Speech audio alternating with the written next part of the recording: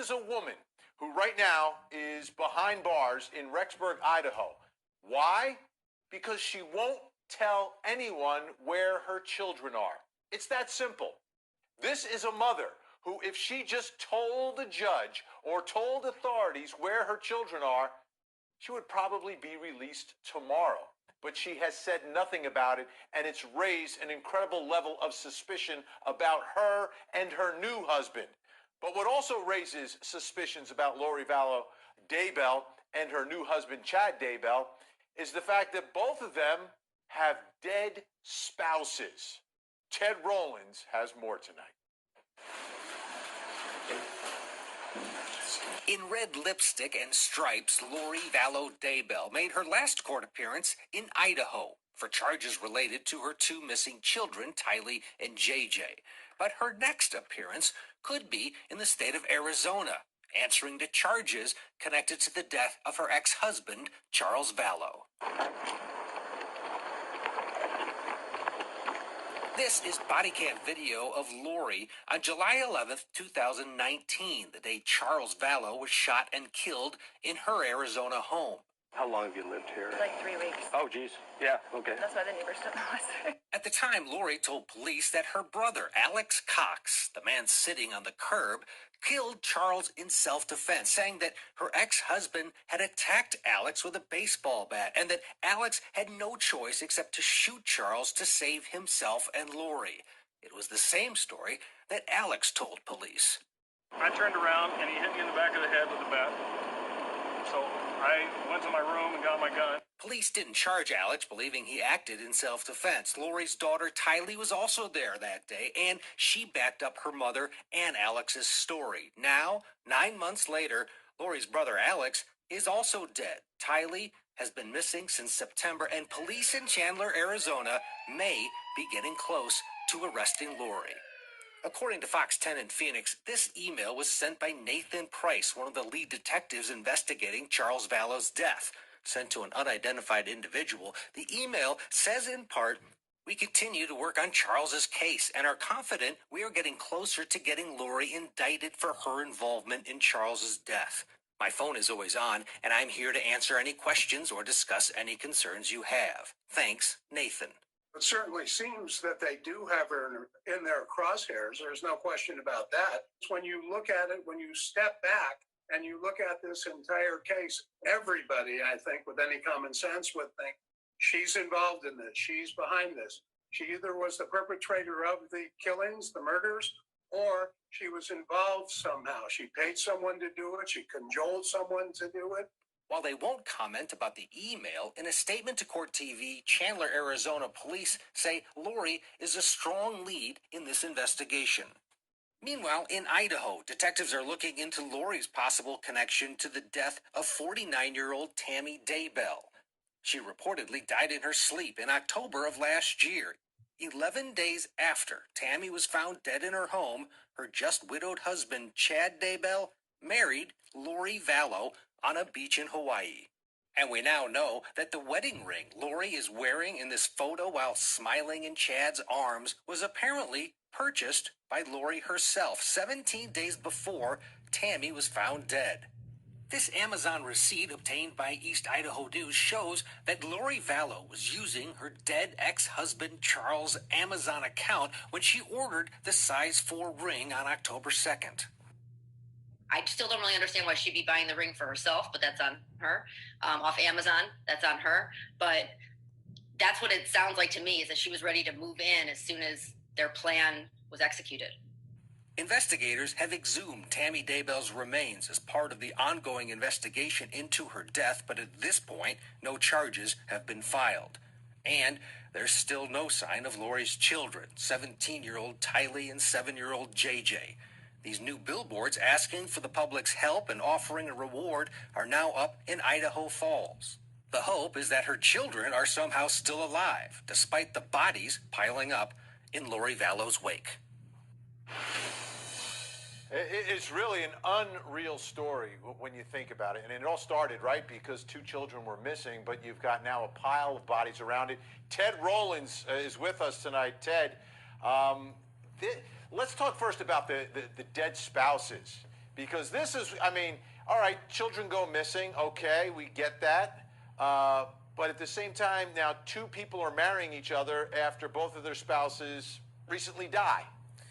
Yeah, and I think it comes down to, Vinny, this attraction that Daybell and Vallow have for not only each other, but for this cult, this idea that the end of the world is coming at the end of July.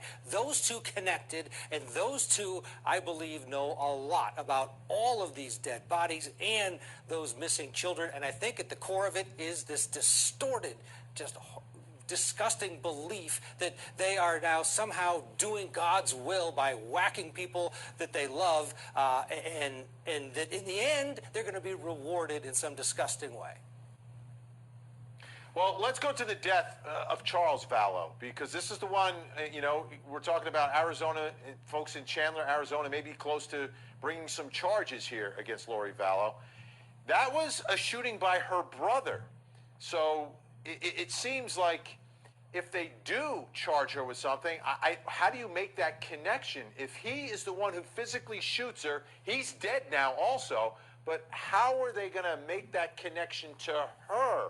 I mean, he's not going to testify against her, so the evidence has to come from somewhere.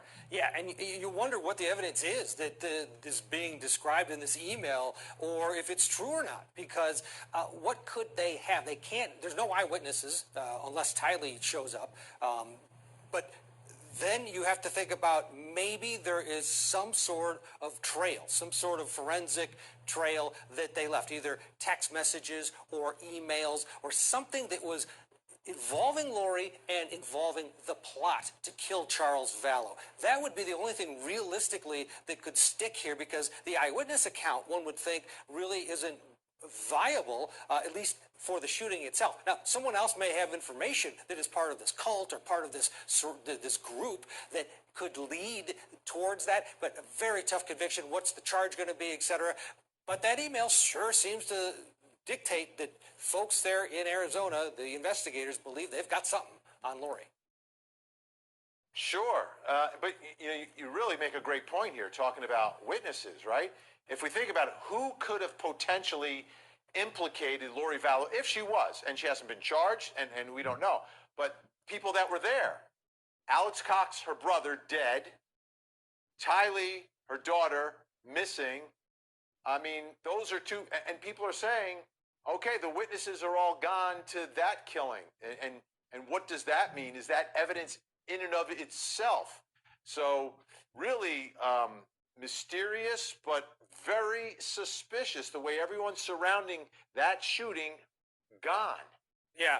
What's unclear in this is how many other people are involved in this doomsday cult theory. Who's in this circle? How many of them are there? That really is the only hope for Tylee and JJ, right? If there is a group that's large enough, like the Warren Jeffs offshoot, they have tons of people there. They could theoretically be holding these kids. Either you're just taking care of them or in some fashion. That's the hope, really, that they could be alive because of this distorted cult. It sounds ridiculous, but really I think that is what the family members that are hoping for that's what they're holding on to, that maybe this cult that is at the root of it all could also maybe saving those 2 kids. Yeah, this whole case starts because JJ, one of the children, his grandpa called authorities and they wanted a welfare check done. Let's take a listen to what Grandpa had to say. I don't care what the judicial system does or doesn't do to Lori, but I do care about what has happened to Tylee and to JJ. I guess all of y'all are aware of the fact of how much I love that little boy. He is my heart. He is my grandson. Tylee is not my blood, but I love her just like she's mine. Tylee is welcome in our home at any time. If Tylee chooses to come live with us, she will be welcome, and she will be a part of our family. That's all we're asking for. It's just, where are the kids? And And in this search, Ted, there's some new billboards that are up now, right? Yeah, outside of Idaho Falls, and that is this is a great sign that the hope is still there and the search efforts are still there. The FBI is coordinating this effort with all the other jurisdictions that are involved because this spans across several states, and they really are hoping for the public's help in trying to locate these two missing children. It's just a heartbreaker to think that this mother knows where they are and she will not cooperate. She had a podcast. She's a podcaster, like Seema and I. You Yeah. know that? Lori Vallow is a podcaster. Let's take a listen to that podcast, though. We're gathering together as saints, as brothers and sisters, and preparing for the second coming of Christ. We want to be there together, and we want to be there strong together. And we appreciate Jason and his warrior ethos because it applies to everybody in their life. You know, we're mothers with lots of children. We're sisters, we're aunts, we're daughters, we're friends. You know, Ted, she says we're mothers, but this is a mother, and how I began this whole segment, this is a mother who won't tell authorities where her children are. That's why she's locked up tonight. Yeah, and you wonder to what extent she has been either brainwashed by Daybell or just attracted to this scenario. I mean, the other side note is it's disgusting to think that those two are thinking, oh, this COVID-19, we knew it. It's ridiculous, and it's horrible, and it's the root of all of this, I believe.